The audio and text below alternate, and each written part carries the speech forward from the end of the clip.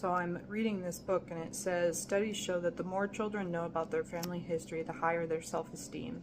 And she gives references to Bruce Fuller, The Stories That Bind Us, says the single most important thing you could do for your family may be the simplest of all: develop a strong family narrative.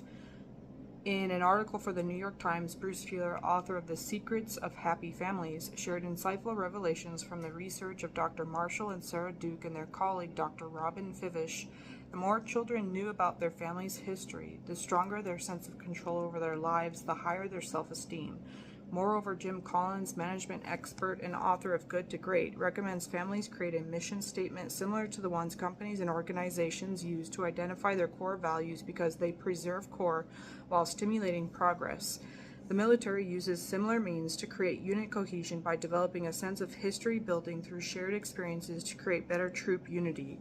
Dr. Duke recommended that parents pursue similar activities with their children. Any number of occasions work to convey this sense of history, whether holidays, vacations, big family get-togethers.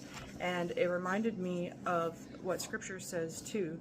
Like in Deuteronomy 4:9, it says, "Only take heed to yourself and diligently keep yourself, lest you forget the things your eyes have seen, and lest they depart from your heart all the days of your life, and teach them to your children and your grandchildren, especially concerning the day you stood before the Lord your God in Horeb, when the Lord said to me, gather the people to me, and I will let them hear my words, that they may learn to fear me all the days they live on the earth, and that they may teach their children."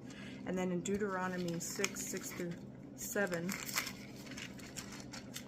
it says, "And these words which I command you today shall be in your heart. You shall teach them diligently to your children, and shall talk of them when you sit in your house, when you walk by the way, when you lie down, and when you rise up. You shall bind them as a sign on your hand, and they shall be as frontlets between your eyes. You shall write them on the doorposts of your house and on your gates."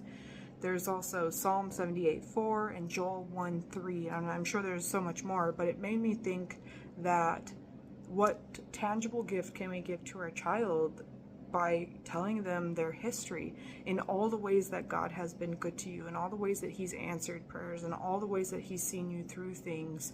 That's the history we can give to our child, and also start creating new ones, right? Like I have a prayer journal that I'm using for my daughter, where she can see as she grows older, in each way that God has like either seen us through a trial or some kind of issue, and or even answered prayer requests, whether we got our wish or not, type thing. But we can give them that gift. We can build a sense of identity with our history. Isn't that cool?